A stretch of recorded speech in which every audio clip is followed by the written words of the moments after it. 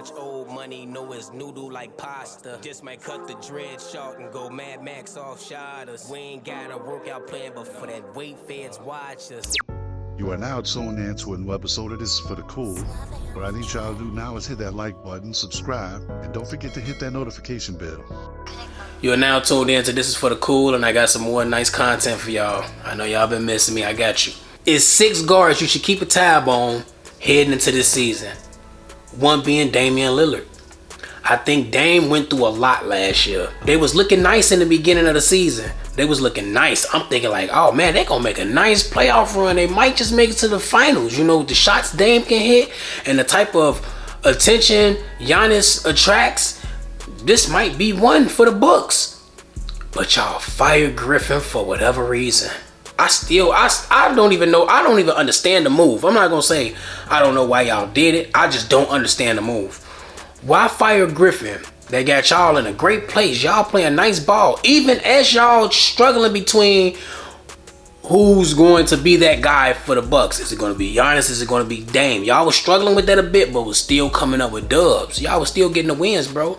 Then y'all come and bring in Rivers after firing Griffin. I would rather Griffin over Rivers, bro. Rivers, he's not it. Rivers is not it if you ask me. Doc should not be coaching y'all, and Doc will be y'all downfall. Point blank. But if y'all can somehow y'all talent can outshine his coaching, then it'll work. But his coaching is not it. Doc coaching is not it. I feel like going into this season, Dame would have a healthy Giannis on top of a chip on his shoulder, because he know like, okay, I don't like the way it ended last year. Let's get in here, let's do what we gotta do and accomplish this mission. But y'all can't let Doc coaching get in the way. Y'all can't. Or another playoff elimination. The second guard I want to mention, Cade Cunningham. Cade Cunningham has had a rough start to his career. With the first year going through injuries, I think he had a shin injury. The next year, he honestly went in with doubt, if you ask me. He ain't have nobody that was offensively ready. Like, it was no scores over there with him. Like, y'all gonna name certain people, but they wasn't showing that in the games that they was playing. And it's like, you know what are we even doing? Like, we might as well just tank if that's the case. Now, going into this season, I feel like Cade can sit back and be like, you know what? I like what I'm seeing from Ivy. I like what I'm seeing from Durant. Durant is very nice. We haven't had no big man like him. Maybe things can start to go in the right direction. And then we pick up Tobias Harris, who's not a threat, but he can still open up the court. You're not going to leave him open. He can hit open shots. So he's going to attract some type of attention. Maybe that leads to Cade being able to drive as much as he wants to, or Ivy driving as much as he wants to, or Durant getting more touches.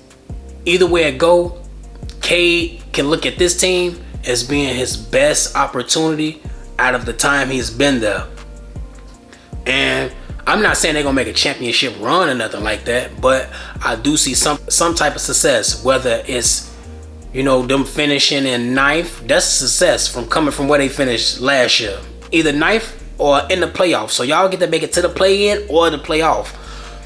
I think that's a nice step in the right direction. You know, things can maybe get better the season after for y'all. Who knows?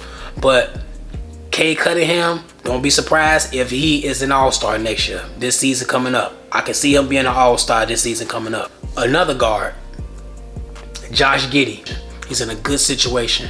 Last year with OKC, his numbers dropped, minutes per game dropped, and if you ask me, he wasn't doing the things he once did once Shea came back and Shea was taking over the way Shea was taking over. On top of having Chat as another option and Jalen Williams as another option. Those are 3 options that's going to come before Josh Giddey, and that played a significant part in his numbers dropping. Josh Giddey, when Shea was out, was a triple-double. He was doing his thing. He was rebounding nice, assisting nice, and he was scoring. Shea comes back. You got to worry about Shea now. You got to worry about Chat now. You got to Williams now. It hurts. You got to worry about Chat. You got to worry about Shea. You got to worry about Williams. You know you barely finna touch that ball after that. Because one thing about it is, Shea need that ball to be Shea. Williams need that ball to be Williams. So not only do those two need the ball, for a third player to need the ball, it's like somebody's numbers are not going to rise. And it had to be Josh Giddey. With you being with the Bulls, you are now in a better position to be able to get those numbers that you have gotten when Shea was out. Because the Bulls, you got to worry about Zach coming back from his injury. You got to worry about Lonzo Ball coming back from his injury. And DeMar DeRozan is gone. You get to control that ball for the most part. You actually get to start. You get to start now alongside Kobe White. So your assist should go up. The main stat that should go up is your assist. Rebounding, I can see you rebounding as well. Scoring, you're going to score as well, but I'm not saying you're going to be a 25 point per game scorer or nothing like that. But even if you give like 12 points per game on top of 8 rebounds and 8 assists, that's still a success. That's still good. You still have all opportunity to shine and play the game you want to play, and the minutes are there for you. So good luck, man. I just hope you use them wisely. Do your thing. The fourth guard is DeJounte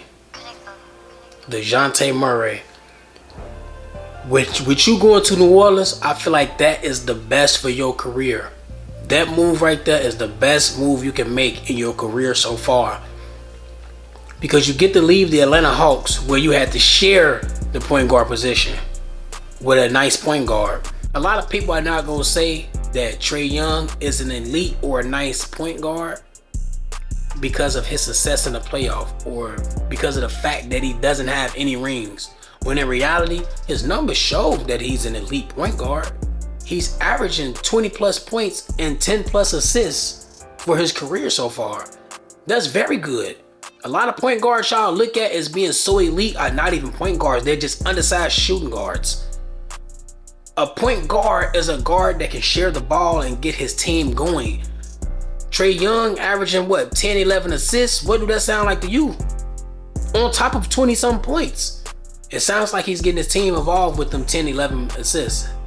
10 to 11 assists per game is very good. That's a true point guard to me. DeJounte leaving that situation and going to New Orleans is best for him, because now he has nobody to share that point guard position with. He is the primary point guard. A lot of y'all gonna say CJ McCollum. CJ McCollum is a shooting guard that had to play the point guard position because that's where they lacked at. Now that they have a true point guard, it's a better fit for them. Not only DeJounte, but for New Orleans as well, because that's where they was lacking at.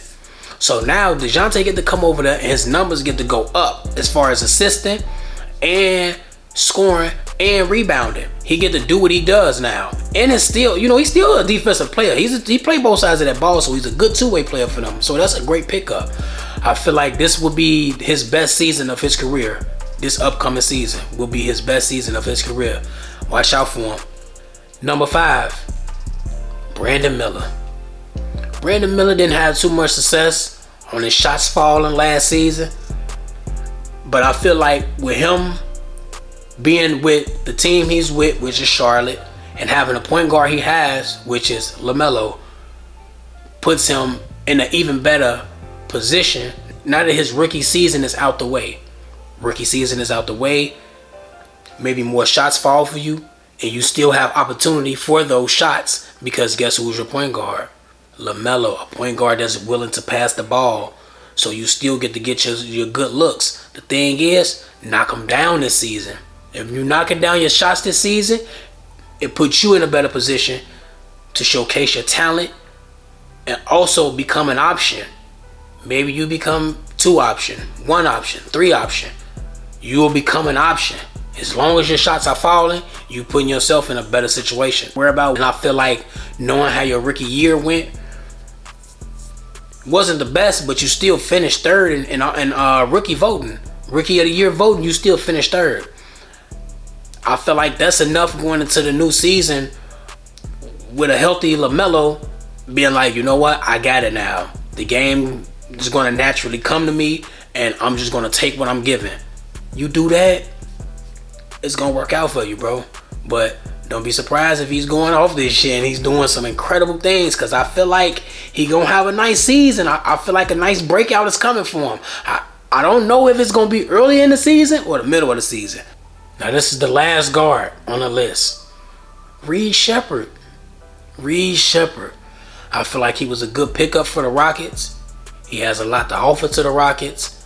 With him being a good three-point player, and that's what the Rockets lacked at, because they finished what? I think 23rd for three-point shooting. They finished 23rd in three-point shooting. Now you come and you bring a three-point shooter that might can bring y'all up higher on the list. Y'all may not go too much higher, but as long as you at like 15, you should be good. I think he can do that. Coming off the bench, he'll bring a nice spark, you know, some good three-point shooting, because I don't see him starting just because they have Fred VanVleet, they got Jalen Green, and they got Thompson over there. Those are some nice guards to follow. And with you being only 6'2", 6'1", 6'2", I don't see them playing you over Jalen Green or Thompson. Those are two, they're taller. They're two taller guards. VanVleet, it's possible, but you never know, you know. I just feel like you bring a lot to the table. It'll work out better if you're coming off the bench. I don't mind seeing you start over Fred VanVleet, but we got to see how you start off, how you get out there first. If your first month is solid, I would say give you the starting position over him. But let's just see how it play out. I feel like you are on the radar. You should be a player that's looked out for this upcoming season, because you got a lot to bring to the Rockets. But let's just see how it play out. Well, that was it for this show. Let me know in the comments how y'all feel about the topics I chose to talk about, whether y'all agree or disagree. See what I'm saying? Back me, but sing along like it's a musical. It was so much shade I couldn't get light, like the fuse was blue. Whoa, to ease the pain, you guys stray away. You can't believe if you don't think it's gonna be better days. I fuck her good, she coming.